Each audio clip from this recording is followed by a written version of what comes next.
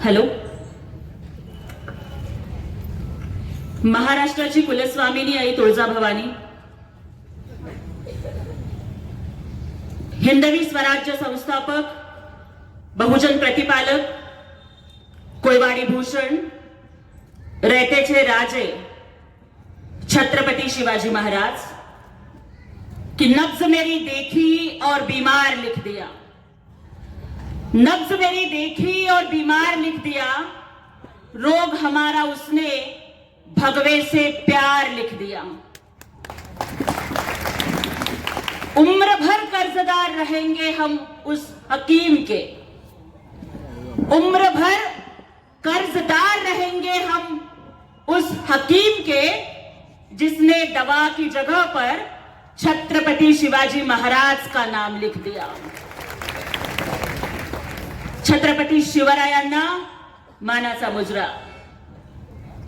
स्त्री शिक्षणाचे जनक क्रांतिबा ज्योतिबा फुले, राजर्षी छत्रपति शाहू महाराज आणि भारतीय राज्यघटनेचे शिल्पकार विश्वभूषण महामानव प्रज्ञासूर्य बोधिसत्व,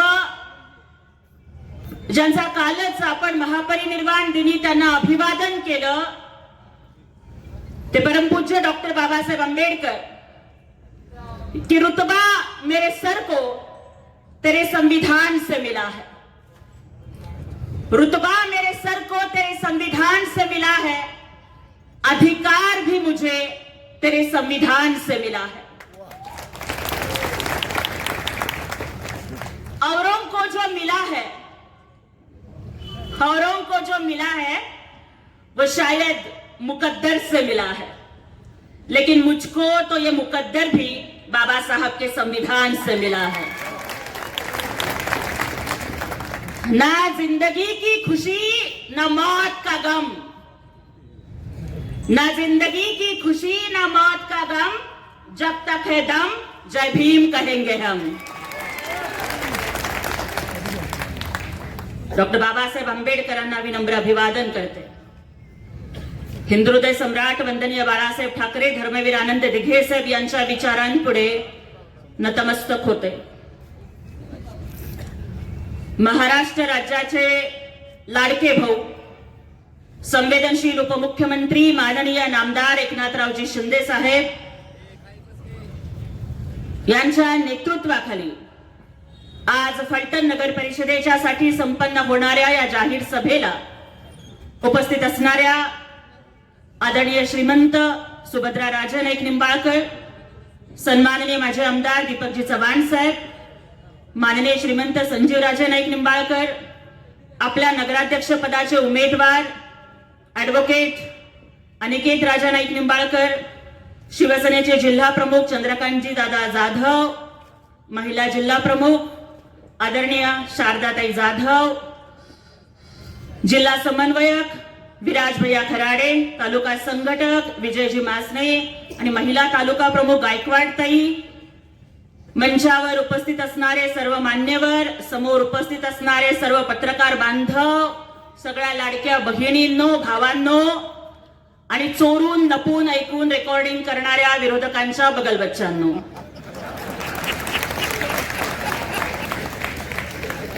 सगळ्यात आधी तर एक सांगते की लपून रेकॉर्डिंग करायची गरज नाही। मला माहिती आहे की सगळ्या गोष्टी लाईव्ह चालू आहेत। कुठेही पोचवा, कुठेही ऐकवा, मी कुणाच्या बापाला घाबरत नाही।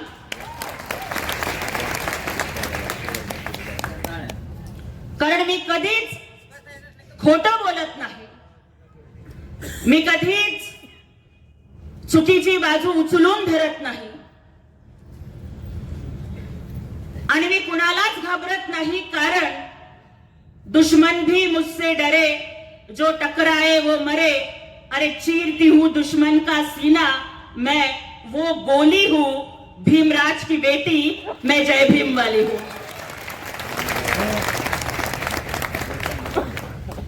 त्यामुळे जे बोलायचं ते बरं बोलायचं नाही तर खरं बोलायचं, छाती ठोकपणे बोलायचं,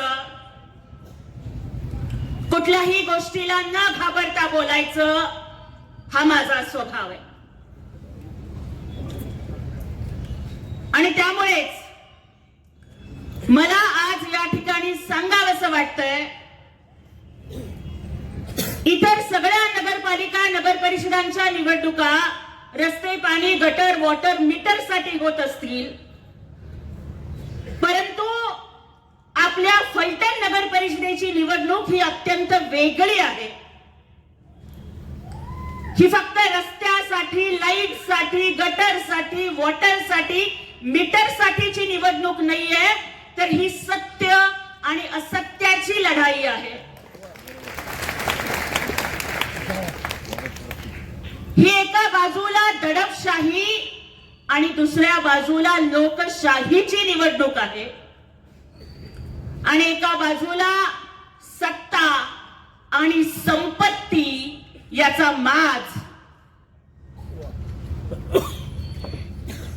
एका बाजूला सत्ता आणि संपत्ती आणि दुसऱ्या बाजूला फलटणची मालोजी राजांनी रुजवलेली संस्कृती याचा संघर्ष.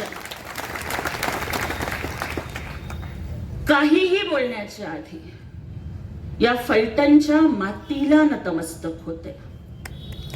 का माहितीये, 40 दिवस औरंगजेबानी हाल हाल करून मारलं तरी सुद्धा न झुकणाऱ्या, न वाकणाऱ्या सिंहाच्या छाव्याचं स्वराज्याचे धाकले धनी शंभूराजांचं आजोळ आहे ना फलटण.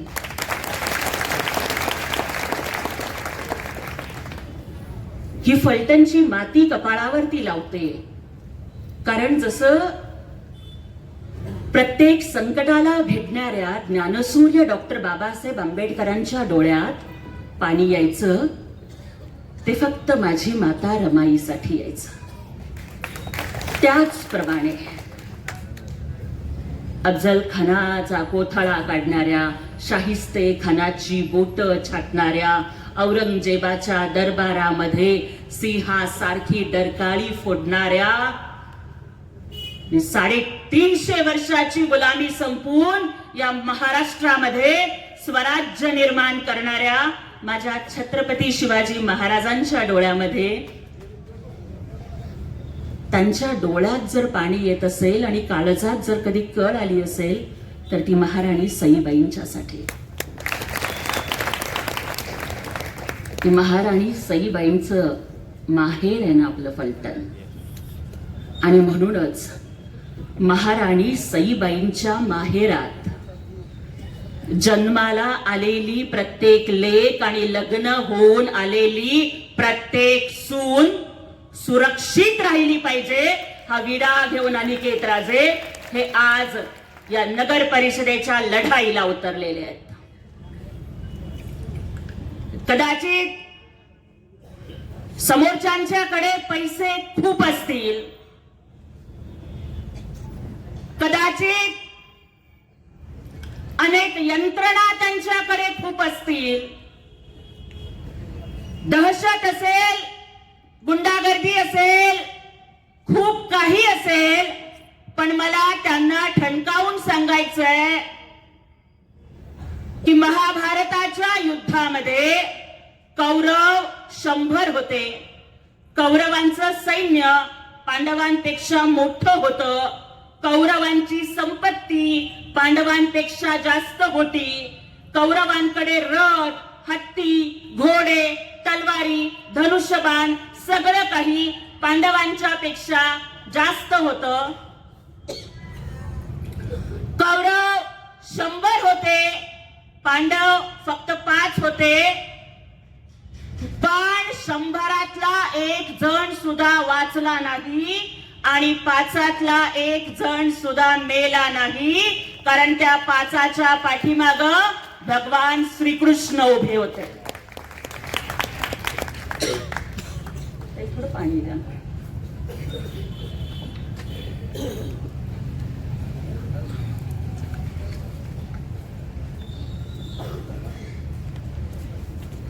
अगदी त्याच पद्धतीनं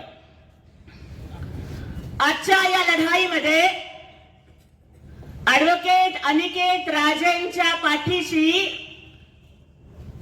जसा पांडवांच्या पाठीशी श्रीकृष्ण उभे होते, त्याच पद्धतीनं महाराष्ट्राचे उपमुख्यमंत्री एकनाथजी शिंदे साहेब उभे आहेत.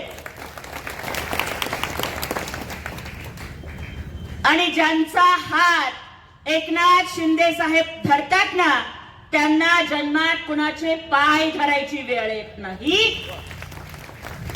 एवढं स्वाभिमानी नेतृत्व एकनाथ शिंदे साहेबांचं. मी येताना बरेच डिजिटल बघितले. अनेक पक्षांची युती आहे, सगळे एका बाजूला आणि आपण एका बाजूला, अशी परिस्थिती आहे. अमका ढिमका फलाना टिमका सगळे मिळून एकत्र आलेत आणि आम्ही एका बाजूला आहोत. काही हरकत नाही. तुम्ही कितीही एकत्र आलेला असलात तर मला रजनीकांतच्या शिवाजी द बॉस चित्रपटामधला एक डायलॉग या ठिकाणी आठवतो की मुन्ना, झुंड में तो सुअर आते हैं, शेर अकेला आता है. आणि एकनाथजी शिंदे साहेब नावाच्या ढाण्या वाघाची सभा या फलटण मध्ये झाली आहे. आपण सगळ्यांनी ती ऐकली आहे आणि त्यामुळेच ही दहशत, ही गुंडगिरी, हा सत्ता संपत्तीचा माज, हा सगळा संपून छत्रपती शिवरायांचं सुराज्य आणण्यासाठीच आपल्याला धनुष्यबाणाला मतदान करायचं आहे आणि आपल्याला अनिकेत राजेंना निवडून आणायचं आहे. एकदा एक गल्ली होती. त्या गल्लीमध्ये लोक जायला घाबरायचे, कारण अलीकडे आपण बघतो की भटक्या कुत्र्यांची पैदास खूप वाढलेली आहे. चांगली माणसं कुत्री मागे लागली की नको म्हणतात त्या गल्लीमध्ये जायला. कुत्री चावतील, रेबीजचं इंजेक्शन घ्यावं लागेल म्हणून त्या 50 भटक्या कुत्र्यांच्या दहशतीला घाबरून त्या गल्लीत कुणीच जात नव्हतं. पण एकदा मात्र जंगलचा राजा वाघ त्या गल्लीतून चालला आणि कुत्र्यांना भुंकायचं पण न सुधारता त्यांना पळ काढावा लागला, कारण कुत्र्यांची कितीही फौज असली तरी एकटा वाघ त्यांना भारी पडत असतो. कुणी कितीही वाईट असेल, कुणी येऊन धमक्या देत असतील, कुणी येऊन पैशांचा आमिष दाखवत असतील, खोट्या केसेस करण्याची भीती दाखवत असतील, त्यांना एकच उत्तर द्या. केजीएफ पिक्चर बघितलाय ना? केजीएफ रॉकी भाई काय म्हणतो? If you are bad remember Eknath Shinde साहेब इज युअर डॅड. त्यामुळे जंगलात राहून वाघाशी आणि महाराष्ट्रात राहून एकनाथ शिंदे साहेबांशी कधी नाद करायचा नाही. की हे फलटण आहे भावा, इथं वाद नाही करायचा. हे फलटण आहे भावा, इथं वाद नाही करायचा. आणि लक्षात ठेव, आमच्या ठाण्याच्या दाढीचा कधी नाद नाही करायचा. काही नाही, फक्त दाढीवरनं असा एक हात फिरवला ना तर या महाराष्ट्राची सत्ता उलथी पालथी झाली होती. आणि त्यामुळं एकनाथ शिंदे साहेब नावाचा वाघ ज्यांच्या पाठीशी आहे ते अनिकेत राजे हेच आपल्या फलटणला न्याय देऊ शकतात, सुरक्षित वातावरण देऊ शकतात, विकासाचा रथ पुढे चालू ठेवू शकतात. खर तर हा निवडणुकीचा मुद्दा नाहीये, परंतु काही दिवसांच्या पूर्वी आपल्या फलटण मध्ये जे एका डॉक्टर ताईची आत्महत्या झाली, आपल्याला सगळ्यांना त्या गोष्टी माहिती आहेत. पेन कसा सापडला नाही, हातावरच का सुसाईड नोट लिहावी लागली. एका गरीब घरामध्ये जन्माला आलेली पोरगी जेव्हा डॉक्टर होते जी लढते, जी अनेक वेळेला अर्ज करते पण तरी सुद्धा तिला न्याय मिळत नाही, आपल्या कुटुंबाचं एकमेव आशा स्थान असणारी, ज्या देशामध्ये बेटी बचाओ बेटी पढाओ सांगितलं जातं, त्या देशामध्ये एका डॉक्टर ताईला आत्महत्या करावी लागली. त्याचे गुन्हेगार कोण आहेत?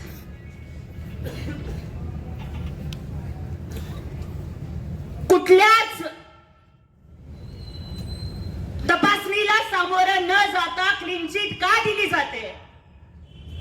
आज सुद्धा या महाराष्ट्रात, जो महाराष्ट्र शिवछत्रपतींचा महाराष्ट्र आहे,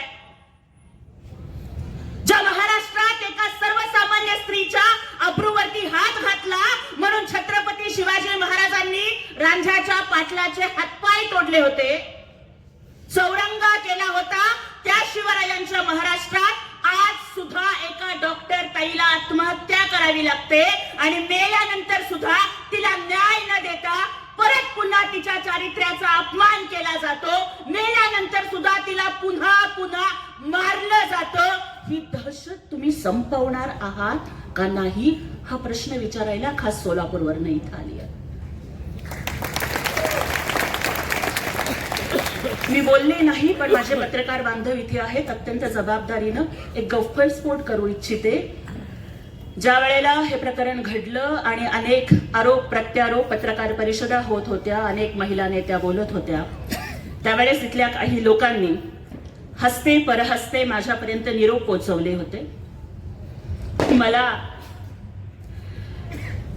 आणि दुर्दैव वाटतं त्यातली निरोप पोहोचवणारी काही माणसं आमच्याच पक्षाची होती आणि ते मला विचारलं की ताई तुम्ही बोलाल का बाजूनं, काय हवं ते पोचतं करू. आणि खरं सांगतेय, डॉक्टर बाबासाहेब आंबेडकरांच्या संविधानाची शपथ घेऊन सांगतेय. मला सांगितलं गेलं की काय हवं ते देऊ, पण येऊन घेणार का पत्रकार परिषद, बोलाल का आमच्या बाजूनं. अरे पण राशन दिलं की भाषण करायला माझ्या बुद्धीत अंधार पडलेला नाहीये. माझं नाव ज्योती आहे.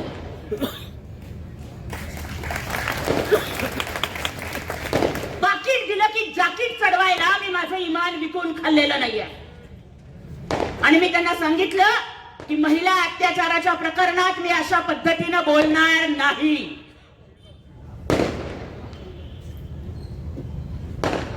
गरीब घरात जन्माला आलेली पोरगी आहे. माझे आई बाप अशिक्षित आहेत, झोपडपट्टीतली पोरगी आहे, 10x10च्या पत्र्याच्या घरात राहतीये.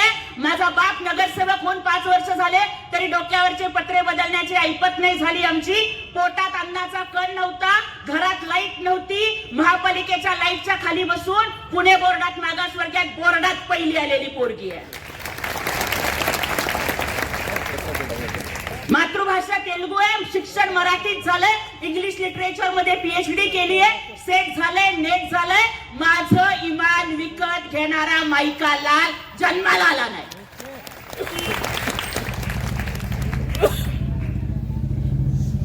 मालेगावची घटना घडली, तिथे गेले होते. त्या आईचं सांत्वन कुठल्या शब्दात करावं कळत नव्हतं. राजकीय भाषण नाही करायचं, ते खड्ड्यात गेलं राजकारण. कुठल्याही राजकीय पक्षाची पदाधिकारी असण्याच्या आधी मी एक बाई आहे आणि मी एक आई आहे.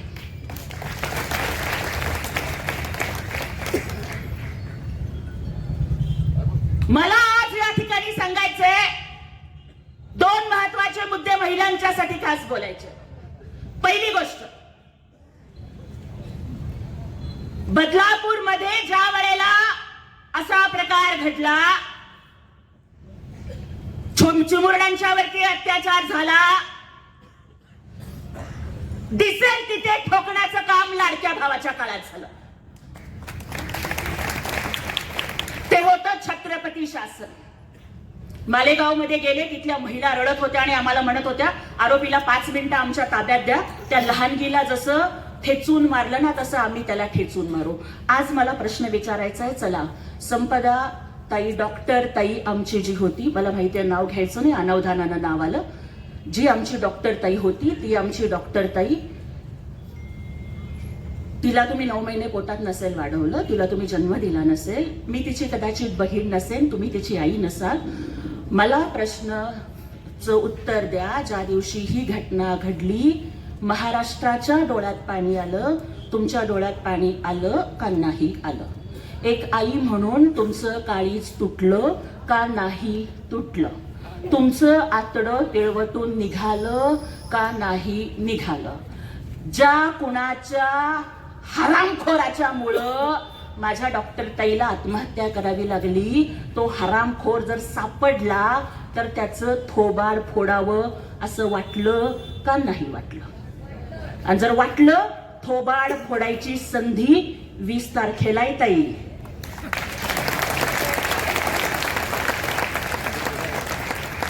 वीस तारखेला फोडायचंय थोबाड. कसं फोडायचं? डॉक्टर बाबासाहेब आंबेडकर सांगतात ना की रक्ताचा एक थेंब सुद्धा न सांडता क्रांती करण्याचं साधन मी तुम्हाला मतदानाच्या माध्यमातून दिलंय.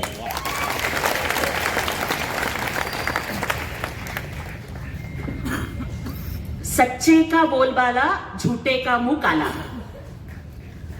मग डॉक्टर ताईच्या प्रकरणात ज्या पीएचं नाव आलं, डॉक्टर ताईच्या प्रकरणामध्ये ज्या माणसाची चौकशी चालू आहे, त्या पीएला आजच्या नगर परिषदेमध्ये ज्यांनी उमेदवारी दिलेली आहे, उनका मुंह काला करेंगे या नहीं करेंगे हे विचारायला आले. करेंगे. आणि आणखीन राजकारणाच्या पलीकडे जाऊन ताई तुम्हाला एक सांगते.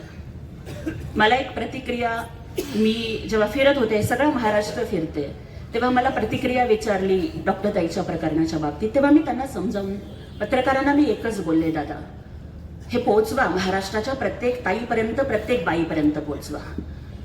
मी त्यांना म्हणलं की घडलेली घटना वाईट आहे, लोक येतात, पत्रकार परिषदा करतात, राजकारणाच्या पोळ्या भाजून घेतात, पण मला आज महाराष्ट्राच्या प्रत्येक महिलेला सांगायचंय, जर कुठला हरामखोर तुमच्यावर अत्याचार करत असेल, जर कुठला नराधम तुम्हाला त्रास देत असेल, फासाचा दोर जवळ नको करू, कुठली विहीर जवळ करू नको, रेल्वेचा ट्रॅक जवळ करू नको.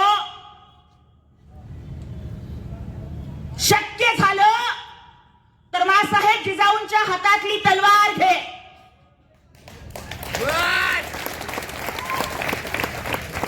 नाहीच मिळालं,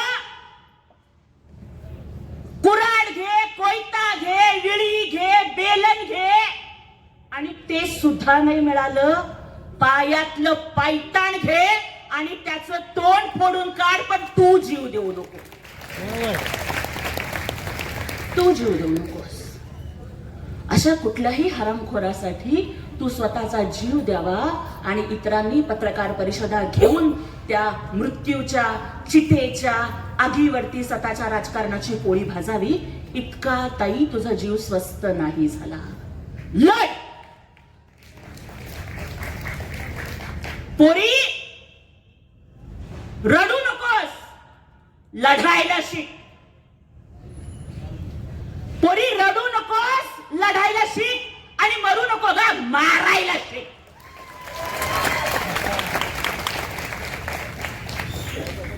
म्हणजे असं झालं पाहिजे कि मैंने तुझे छेड़ा अबला समझकर, मैंने तुझे छेड़ा अबला समझकर और तूने मुझे पीटा तबला समझकर, असा अनुभव यायला पाहिजे. जिजाऊंनी तेच सांगितलं, सावित्रीमाईंनी तेच सांगितलं, अहिल्या देवींनी तेच सांगितलं, रमाईंनी तेच शिकवलं. आणि त्यामुळे जो संताप आहे, तो राग आहे, जो आक्रोश आहे, तो संवैधानिक पद्धतीनं मतपेटीतून बाहेर पडू द्यात. आम्ही बाबासाहेबांची लेकरं, आम्ही कायद्याचा सन्मान करतो, आम्ही कायदा मोडत नाही, आम्ही कायद्याच्याच मार्गाने क्रांती करून दाखवणार. क्योंकि मेरे भीम ने जब आंखें खोली तो हर कोई इंसान बन गया, मेरे भीम ने जब कलम खोली तो इस देश का संविधान बन गया, और उसी संविधान की वजह से चाय वाला पंतप्रधान और रिक्शा वाला मुख्यमंत्री बन गया. ते संविधान हातात घेऊन लढणार आणि त्या संविधानाने दिलेला अधिकार मतदानाचा घेऊन लढणार. काही दिवसापूर्वी म्हणे त्या लोकांनी रावणाचा चेहरा तयार केला म्हणे, बरोबर आहे का? माझ्या त्या रावणाच्या 10 चेहऱ्याला जे 10 चेहरे लावले होते, आता ती सगळी लोक त्यांच्याकडेच गेलेली आहेत. मग आता खरा रावण कोण हे त्यांनाच कळालंय. बरोबर आहे, राम इकडे आहे आणि रावण तिकडे आहे. पण खरं मला तर आज रामराजे इथे नाही आहेत, पण आणि ते खूप ज्येष्ठ नेते आहेत. मी या परिवाराचा खूप आदर करते, कारण आता खरं तर स्वर्गीय मालोजी राजांच्या बद्दल जरी बोलायचं म्हटलं तरी वेळ पुरणार नाही, तेवढा वेळ आपल्याकडे नाहीये. कमी ओव्हरमध्ये जास्त रन करायचे आहेत मला. पण मालोजी राजांच्या बद्दल कृतज्ञता व्यक्त करते की या छत्रपती घराण्यानं कधी जातपात नाही पाळली. त्यांनी कायम सर्व धर्म समभाव पाळला. म्हणजे देश स्वतंत्र झाल्यानंतर 65 लाखाचा खजिना घेऊन आपलं संस्थान स्वतंत्र भारतामध्ये विलीन करण्याचा मोठेपणा दाखवणारं हे घराणं आहे.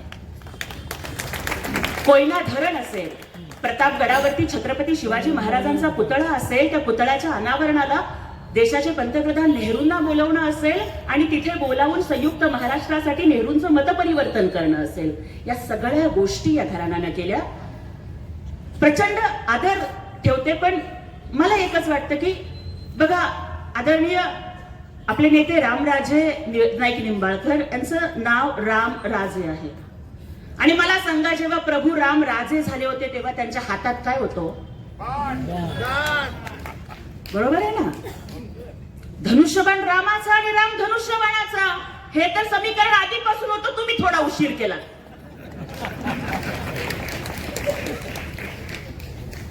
पण आता जोडी बरोबर शोभली आहे की रावणाचा अंत करणारा धनुष्यबाण हा रामाच्याच हातात असतो. आणि हा धनुष्यबाण आपल्या एकनाथ शिंदे साहेबांनी वाचवलाय.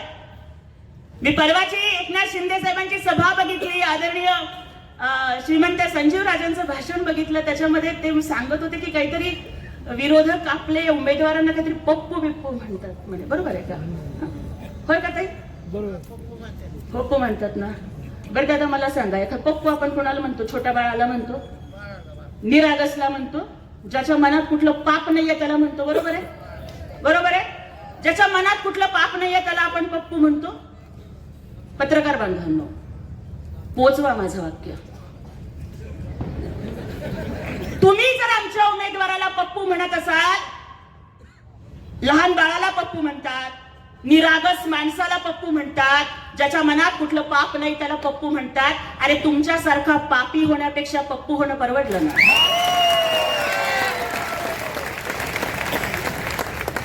त्याच्या पुढचं सांगते, इथं थांबत नाही. त्याच्या पुढचं सांगते, तुम्ही पप्पू म्हणताय हो, विरोधक पप्पू म्हणतात. पण 20 तारखेला फलटणची जनता दाखवून देतील की ऍडव्होकेट अनिकेत राजे पप्पू आहेत का तुमचे पप्पा आहेत ते.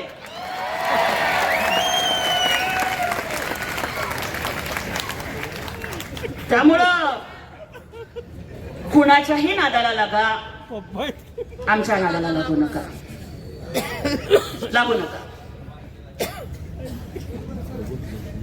त्यामुळं एकच गोष्ट मला या ठिकाणी सांगायची आहे. इथला SRA प्रकल्प जो मला या ठिकाणी सांगितला गेला की अनेकांची घरं झोपडपट्ट्यांमध्ये आहेत, अनेकांची घरं नावावर नाही आहेत, आणि ती हक्काची घरं जर आपल्याला मिळवून द्यायची असतील तर गृहनिर्माण खातं हे माननीय एकनाथ शिंदे साहेबांच्याकडे आहे. त्यामुळे प्रत्येकाला हक्काचं घर मिळणार हा शब्द एकनाथ शिंदे साहेबांनी दिलाय. परवाच्या सभेमध्ये आपण बघितलं, हॉस्पिटलचा प्रश्न होता. एकनाथ शिंदे साहेबांनी आरोग्य मंत्र्यांना फोन केला. MIDCचा किंवा उद्योगांचा प्रश्न होता, उद्योग मंत्र्यांना साहेबांनी फोन केला. आहे का कोणामध्ये केली डेअरिंग? लाखो लोकांच्या पुढे थेट फोन लावून बोलायची. अरे तुमची सगळी ताकद आणि एकनाथ शिंदे साहेबांचा एकच कॉल आणि प्रॉब्लेम सॉल्व. हे एकनाथ शिंदे साहेबांच्या कामाची स्टाईल आहे.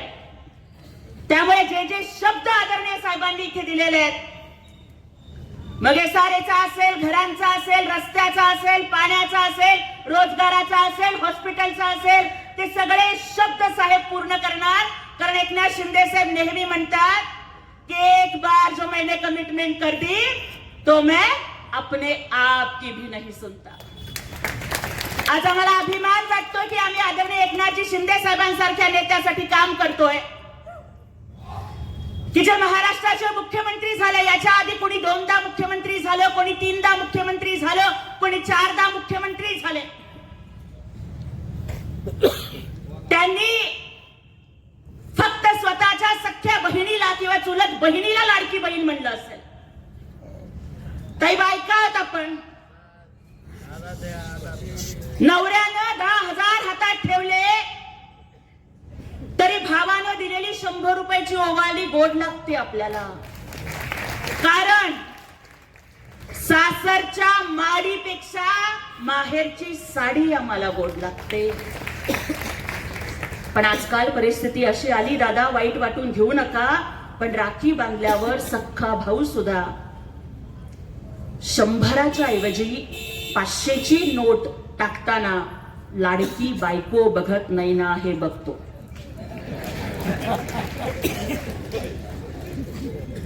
मायबाप जिवंत असेपर्यंत माहेर असतं ताई. मायबाप जिवंत असेपर्यंत वर्षातनं एकदा तरी माहेरची साडी येते. आणि आम्हा बायकांचं हे सुदैव का दुर्दैव की सासरी कितीही श्रीमंती असली तरी आम्हाला तिरडीवर सुद्धा जायचंय. दादा तुमची माहेरची साडी घालून तिरडीवर जायचंय. मायबाप जिवंत असेपर्यंत माहेरची साडी येते, नंतर ब्लाउज पीस, नंतर तेही बंद होतं. मग आम्हीच कुठेतरी साखरेच्या डब्यात पैसे साठवतो. रक्षाबंधनला कुणालाच न कळता आम्ही बाजारात जाऊन साडी विकत आणतो आणि सासरी माहेरचा मान राखण्यासाठी म्हणतो माझ्या भावानं पाठवली बर का साडी, चांगली आहे ना.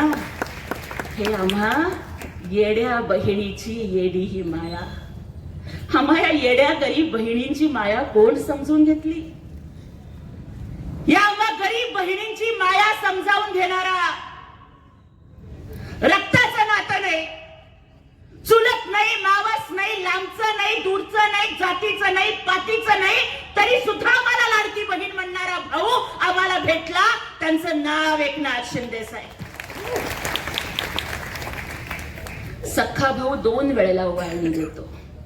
हा भाऊ वर्षातून 12 वेळेला प्रत्येक महिन्याला ओवाळणी देतो.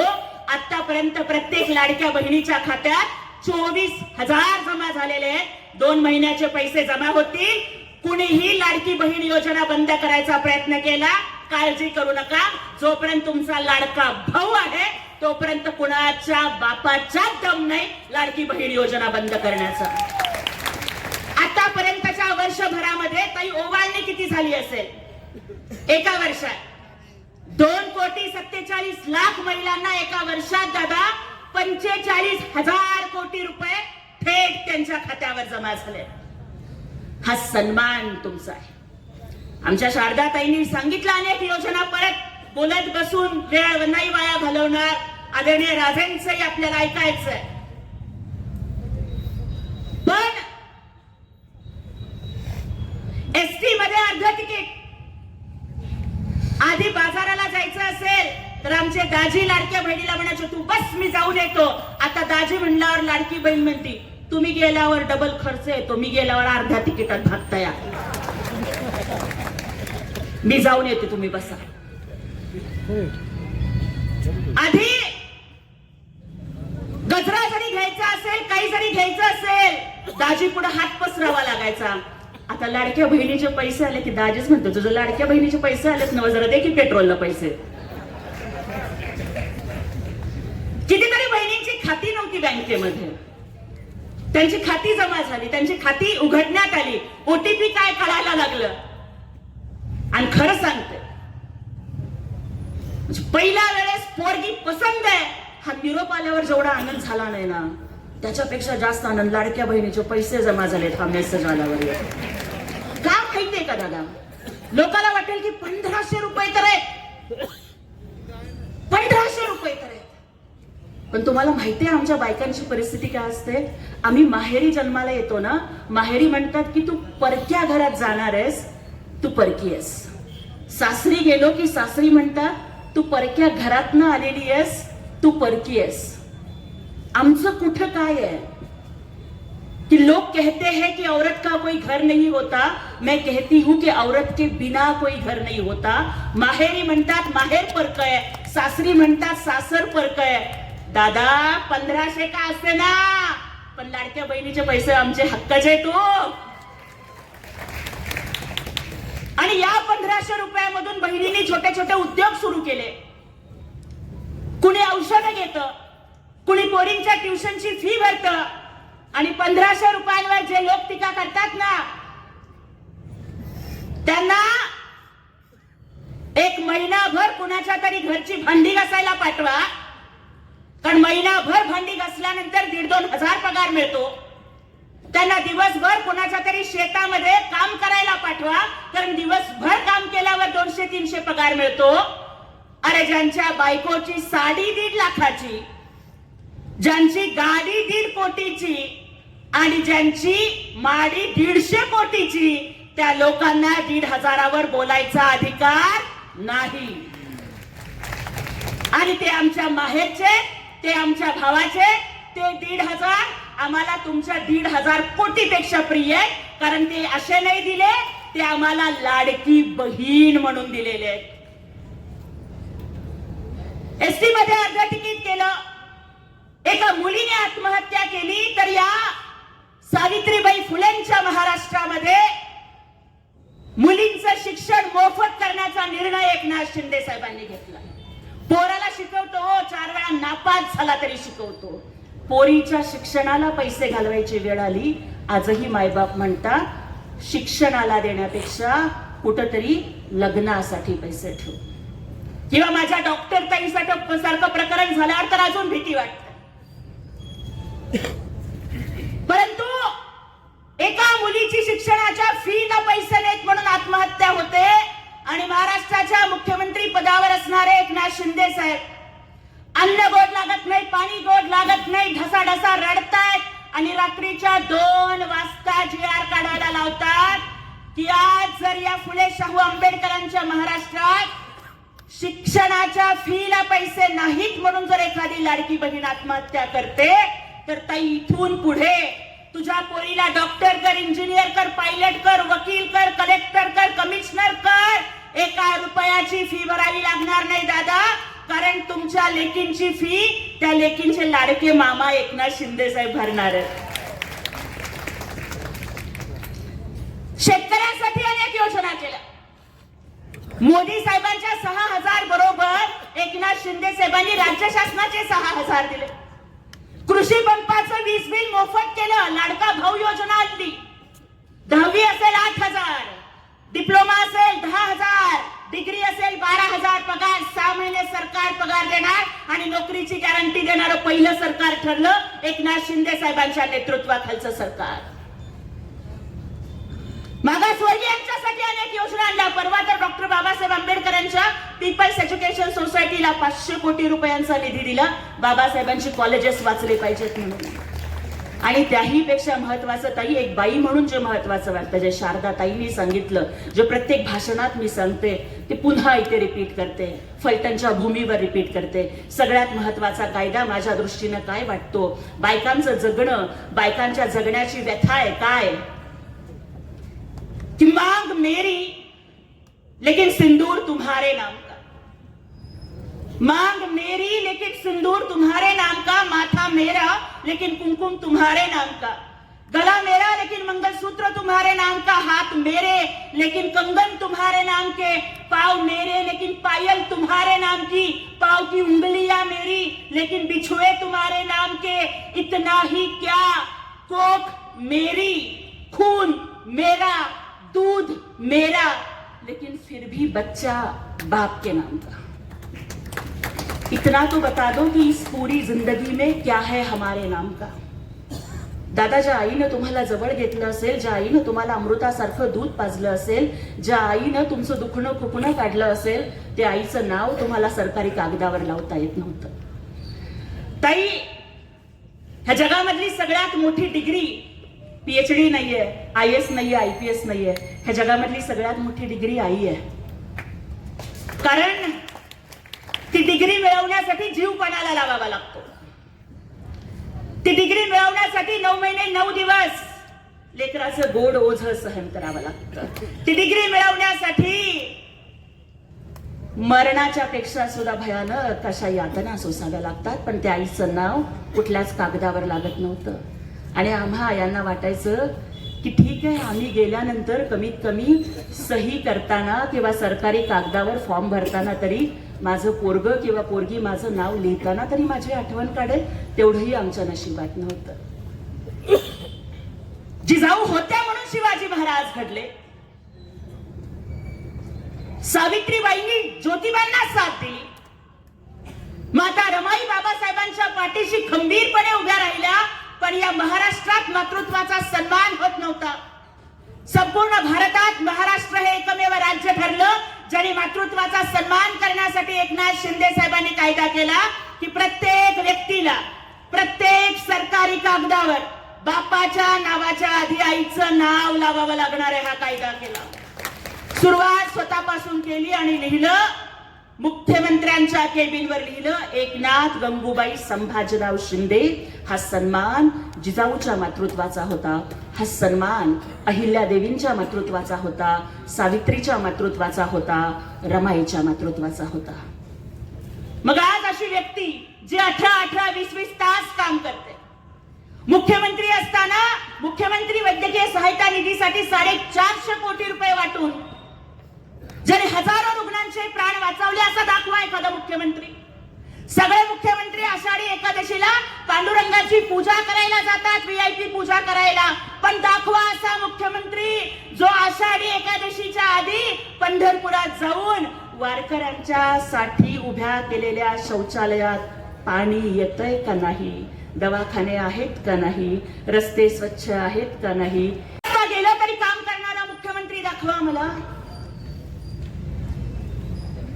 मुख्यमंत्री सहायता निधीचा फॉर्म समोर आल्यावर सलाईंची सुई बाजूला काढून ठेवून मी सही करायला उशीर केला आणि मदत पोहोचायला उशीर झाला तर एखाद्याचा जीव जाईल म्हणून सलाईंची सुई बाजूला काढून ठेवून थरथरत्या हातानं मुख्यमंत्री वैद्यकीय सहायता निधीच्या फॉर्मवर सही करणारा मुख्यमंत्री दाखवा मला. समोर कार्यकर्त्यांनी जर निवेदन दिलं आणि टेबल नसला तर त्या कार्यकर्त्याच्याच पाठीचा टेबल करून त्याच्या पाठीवर कागद ठेवून सही करणारा मुख्यमंत्री दाखवा मला. मी मुख्यमंत्री असलो तरी कार्यकर्ता आहे. मी CM म्हणजे कॉमन मॅन आहे आणि आता DCM म्हणजे डेडिकेटेड टू कॉमन मॅन आहे असं म्हणत कुठलाही प्रोटोकॉल न ठेवता आलेल्या प्रत्येकाला भेटणारा उपमुख्यमंत्री तरी दाखवा मला. लक्षात ठेवा, फूल तो बहुत देखे हैं, कोई गुलाब नहीं देखा. फूल तो कई देखे हैं, कोई गुलाब नहीं देखा. आसमान में तारे सितारे बहुत देखे, दूसरा चांद नहीं देखा. इस राजनीति में हमने धनवान तो कई देखे, पहलवान भी कई देखे, बलवान भी कई देखे, लेकिन एकनाथ जी शिंदे साहब जैसा दयावान नहीं देखा. गोर गरिबांच्या साठी मनात दया बुद्धी असणारा, करुणा असणारा हा नेता आहे म्हणून आपल्याला त्यांच्या सोबत उभं राहायचं. दादा, जातीच्या धर्माच्या नावावरून राजकारण करणारे अनेक सापडतील, पण एका बाजूला हिंदुत्वाचा अभिमान ठेवून दुसऱ्या बाजूला बुरख्यामधली 25 वर्षाची फरीन सादिक मकुबाई कोल्हापूरच्या सभेत 2 महिन्याचं लेकरू घेऊन येते आणि म्हणते कि शिंदे साहब ये मेरी बेटी है. गरीब थे, लगा था बेटी मर जाएगी, पैसे नहीं थे इलाज के लिए, आपने 3 लाख दिए, इस मुसलमान बहन की बच्ची बचाई, आपकी दुआ से बेटी बची, मैंने बेटी का नाम दुआ रखा है असं बुरख्यातली मुस्लिम बहीण म्हणते. हे भाग्य कुणाला लाभलं? त्या माणसाच्या सोबत दादा आपल्याला उभं राहायचं. त्यामुळे खूप न बोलता एवढीच विनंती करते की आपल्या फलटणची संस्कृती वाचवण्यासाठी, दडपशाहीला मातीत गाडून लोकशाही टिकवण्यासाठी येणाऱ्या 20 तारखेला धनुष्य बाणाच्या चिन्हासमोरचं आणि इतर चिन्ह आपली छत्री आणि हात आणि छत्री आणि हात ही जी नगरसेवक पदाची चिन्ह आहे, टीव्ही पण आहे, त्यालाही आपण आमच्या पूर्ण पॅनलला निवडून द्यावं आणि नगराध्यक्ष पदासाठी अनिकेत राजेंना आपण सोबत उभं राहावं. आणि आणखीन एक सांगते जाता जाता, मला माहिती आहे आता मी जे काही सगळं बोलले, उद्यापासून कदाचित त्यांच्याकडे प्रचंड यंत्रणा आहे, आयटी सेल आहे, अमुक आहे तमुक आहे, मला ट्रोलिंग चालू करतील, उद्या कदाचित काय काय काय काय खोटं नाटक फिरवतील. मी कुणाला भीक घालत नाही, सांगून ठेवते. जाता जाता एवढंच सांगते की ज्योति नाम का मतलब फ्लॉवर नहीं होता, फायर होता है, फायर. त्यामुळे तुमच्या ट्रोलिंगला, तुमच्या टीकेला, तुमच्या खोट्या नाट्या कुठल्याच गोष्टीला घाबरत नाही. जर गरीबाची लेक आहे म्हणून तुमचा आयटी सेल माझ्या मागे लावायचा असेल तर लावा, पण आज तुमच्याच गावात चौकात उभं राहून सांगते की तुम्ही कितीही कारस्थानं करा, हम झुकेगा नाही साला. आणि आज जर आपल्याला वाटत असेल की जसं मी ताठ मानेनं बोलते झुकेगा नाही, कारण मला माहितीये की माझ्या पाठीशी माझे लाडके भाऊ एकनाथ शिंदे साहेब उभे आहेत. आणि आज अनिकेत दादा फलटण मधल्या प्रत्येक लाडक्या बहिणीच्या पाठीशी तुम्ही उभं राहणार आहात की उद्या या फलटणची लाडकी बहीण जसं आधी पहाटे मॉर्निंग वॉकला बाहेर पडायची, रात्री 11 वाजता सुद्धा बाहेर पडायची, आज भीतीमुळे दहशतीमुळे महिला बाहेर पडत नाहीयेत, अंधार पडला म्हणून लवकर घरी जात आहेत. ज्या दिवशी अनिकेत राजे नगराध्यक्ष होतील ना, त्या दिवशी गुलाल उधळायला याच चौकात जमू, नाहीतर बालोजी राजांच्या पुतळ्याजवळ जमू आणि सगळ्या लाडक्या बहिणी मिळून सांगू झुकेगा नाही साला. त्यामुळे तो इतिहास आपण घडवा ही विनंती आपल्याला करते. धनुष्य बाणाला साथ द्या, एकनाथ शिंदे साहेबांना साथ द्या आणि अनिकेत राजांना आणि आमच्या पूर्ण पॅनलला मतदान करून निवडून आणा ही विनंती करून इथेच थांबते. जय हिंद, जय महाराष्ट्र, जय शिवराय, जय भीम. धन्यवाद ताई, जोरदार